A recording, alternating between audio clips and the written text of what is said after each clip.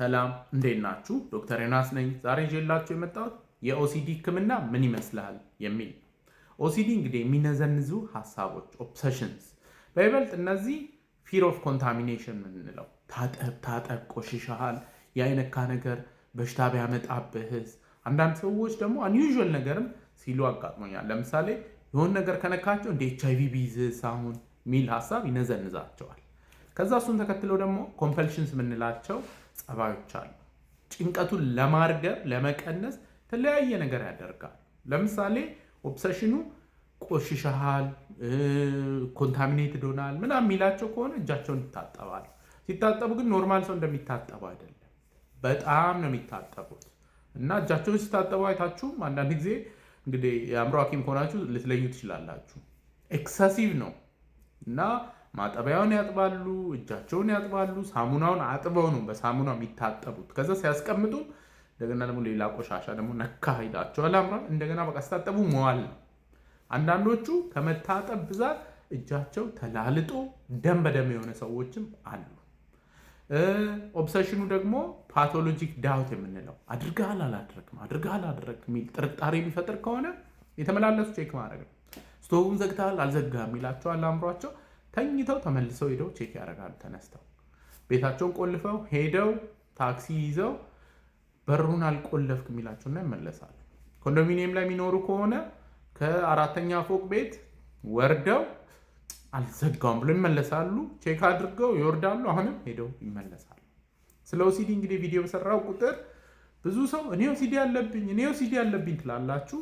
ትንሽ እንትን ማድረግ ያስፈልጋል። ኦሲዲ የምንለው ሁላችንም ስቶቭን ዘግተናል አልዘጋንም ብለን ቼክ እናደርጋለን። ኖርማል ነው ይሄ። በሩን ዘግቻለሁ አልዘጋውም ብለን አንድ ሁለቴ እንመለስ ይሆናል። ኖርማል ነው። ኦሲዲ የምንለው 4 ጊዜ በላይ ቼክ በአንዴ ካደረግ ሄደን አይተነው ቼክ አድርገን ወተን አሁንም ቼክ አድርገን ከዛ የተመላለስን እንግዲህ ከቀጠልን ኦሲዲ ይባላል።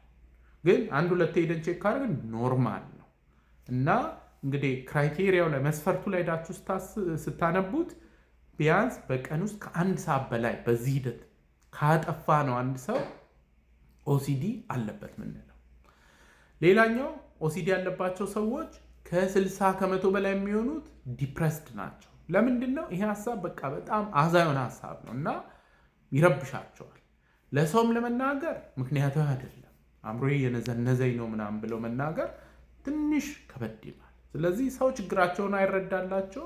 እነሱ ግን በዚህ ጭንቀት ምክንያት ዲፕረስድ እየሆኑ ይሄዳሉ።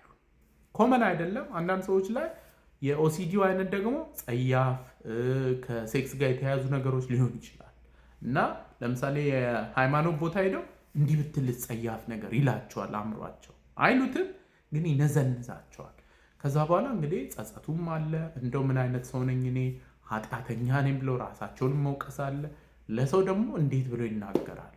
አንዳንዶቹ የሃይማኖት ቦታ ቁጭ ብለው መንፈሳዊ የሆኑ ስዕሎች ላይ በቃ ጸያፍ ስዕል ይታያቸዋል፣ ይረብሻቸዋል። በጣም ዲስትረሲንግ ነው። ኤኒዌይ ህክምናው ምን ይመስላል ስንል እንግዲህ 2 አይነት ህክምና ነው ያለው። መጀመሪያ መድኃኒት ነው። SSRIs የምንላቸው መድኃኒቶች እነዚህ ኢትዮጵያ ውስጥ አቬለብል ናቸው እና እነሱ ሊሰጥ ይችላል። ከተለመደው ለምሳሌ ለዲፕሬሽን ከምንሰጠው መጠን ከፍ ማድረግ ያስፈልጋል።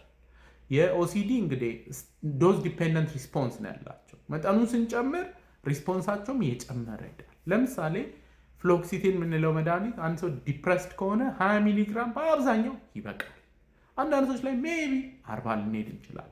ኦሲዲ ግን እንደየግለሰቡ 60፣ 80፣ 100ም ሊያስፈልግ ይችላል እና መጠኑ ሲጨምር የኦሲዲ የመሻሻል ነገሩ እየጨመረ ስለሚሄድ ማለት ነው። ኤኒዌይ ሌሎችም መድኃኒቶች አሉ እንደነ ሴርትራሊን ኢትዮጵያ ውስጥ ይገኛሉ፣ ሲታሎፕራም ወዘተ። ሁለተኛው ክሎሚፕራም የምንለው መድኃኒት ነው። ይሄ ትራይሳይክሊክ አንታይዲፕሬሳንት ነው። ግን ከሌሎቹ በዛ ምድብ ውስጥ ካሉት መድኃኒቶች ሁሉ የሚለየ ምንድን ነው? የሴሮቶኒን አፊኒቲው በጣም ከፍተኛ ነው እና በጣም ከፍተኛ ከመሆኑ የተነሳ ለሴሮቶኒን ስፔሲፊካሊ ከተሰሩት 6 መድኃኒቶች ራሱ 4ቱን ይበልጣቸዋል። ስለዚህ የሚበልጡት ክሎሚፕራሚንን በሴሮቶነርጂክ አፊኒቲ የሚበልጡት ሴርትራሊን እና ፓሮክሲቲን ብቻ ናቸው። ችግሩ ምንድን ነው? ትራይሳይክሊክ አንታይዲፕረሰንት ደግሞ ሌሎች ኢፌክቶችም አላቸው እና ከሳይድ ኢፌክት አንጻር አንመርጣቸውም። ግን ክሎሚፕራሚን ኢዝ ቬሪ ጉድ። ኢትዮጵያ ውስጥ ይገኛል። ለብዙ ሰዎች ሰጥቼዋለሁ። አሪፍ መድኃኒት ነው። በሁለተኛነት እንግዲህ የኦሲዲ ህክምና የስነ ልቦና ህክምና ነው። በተለይ ኤክስፖዠር ኤንድ ሪስፖንስ ፕሪቬንሽን የሚባል የሲቢቲ አይነት ኢፌክቲቭ ነው። ቤስት አውትካም ምለው መድኃኒት መጀመር፣ ከዛ ላ መድኃኒቱ እስከሚሰራ እንግዲህ ቢያንስ 1 ወር 1 ወር ተኩል ይፈጃል። ማክሲመም ቤኔፊት ለማግኘት ከ2 ወር እስከ 3 ወር ይፈልጋል። ከዛ ማክሲመም ቤኔፊት ካገኙ በኋላ ቴራፒውን ጎን ለጎን መጀመር። ከዛ በኋላ ሰዎች ልክ ደህና ሲሆኑ በረጅም ጊዜ ሂደት መድኃኒቱ በአንድ አይቆምም። ከ1 ዓመት 2 ዓመት ሊሰጥ ይችላል። ኤኒዌይ ቀስ በቀስ ደግሞ መድኃኒቱን ማቆም ይቻላል። ለዛሬ እንግዲህ ይዤላችሁ የመጣሁት ይህን ይመስላል። ይህ ቪዲዮ ብዙ ሰዎች እንዲያዩት ኮፒ ሊንክ፣ ሼር፣ ሪፖስት ይደረግ።